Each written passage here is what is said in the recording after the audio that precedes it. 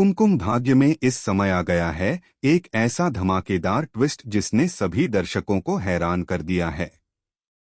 कहानी का मोड़ इतना चौंकाने वाला है कि कोई सोच भी नहीं सकता था। दरअसल शिवांश का गुस्सा इस कदर बढ़ चुका है कि उसने प्रार्थना को सबके सामने धक्का मारकर घर से बाहर फेंक दिया।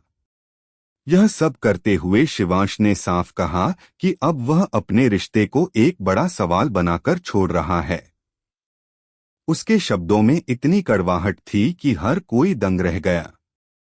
शिवांश बोला, अब मैं तुम्हारे साथ नहीं रह सकता, निकल जाओ इस घर से। और इसी बात के बाद उसने प्रार्थना को जबरदस्ती बाहर धकेल दिया।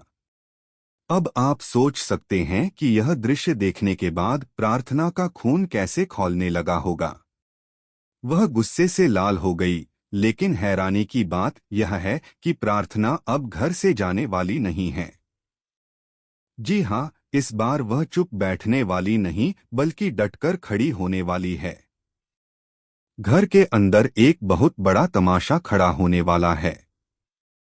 और मजेदार बात यह है कि इस तमाशे की शुरुआत सोनालिका से होती है। सोनालिका बार बार अपनी हकदारी जताने के लिए शिवांश के पास पहुंच जाती है। वह उसकी जिंदगी में जगह बनाने के लिए हर हद पार कर रही है। एक दिन तो वह उसके कमरे तक चली जाती है और बिना इजाजत उसकी अलमारी में कपड़े खोजने लगती है। जब शिवांश कमरे में आता है और देखता है कि सोनालिका उसकी अलमारी में खंगाल रही है तो उसका गुस्सा फूट पड़ता है।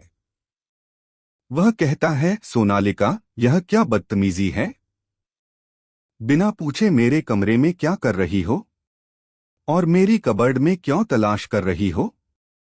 सोनालिका बेझिझक जवाब देती है, मैं तुम्हारे लिए शर्ट ढूंढ रही थी। याद है न, पहले मैं तुम्हारे लिए कितनी चीजें सेलेक्ट किया करती थी। तभी वहां प्रार्थना भी आ जाती है। शिवांश की नजर प्रार्थना पर पड़ते ही वह सोनालिका की तारीफ करने लगता है ताकि प्रार्थना को जला सके।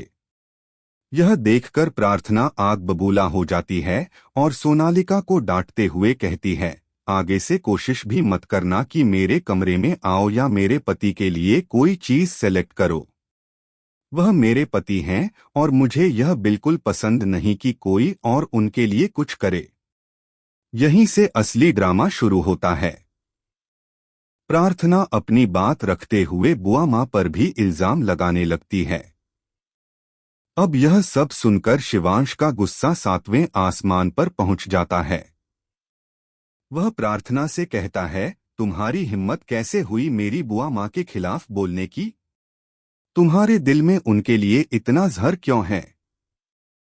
गुस्से में चूर शिवांश पहले तो प्रार्थना पर हाथ उठाने वाला होता है, लेकिन किसी तरह खुद को रोक लेता है।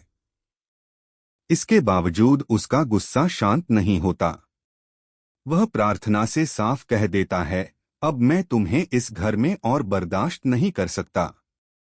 मैं इस रिश्ते को यहीं खत्म करता हूँ। और इतना कहकर वह फिर से उसे पकड़कर धक्के मारते हुए घर से बाहर निकाल देता है।